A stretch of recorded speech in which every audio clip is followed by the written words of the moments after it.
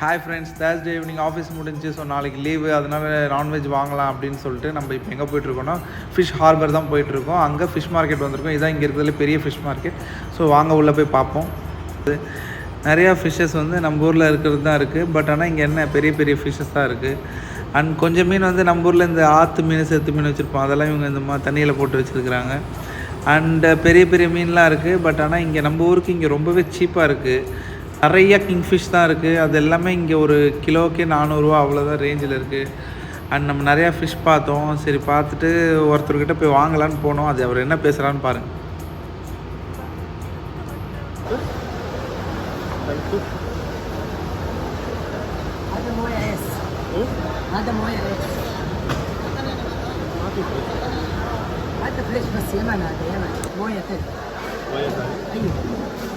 ஒன்றும் புரியல, எங்களுக்கு ஒன்றும் புரியல. சரி, என்ன மீன் வாங்கணுன்றதை அடுத்த வீடியோவில் பார்ப்போம்.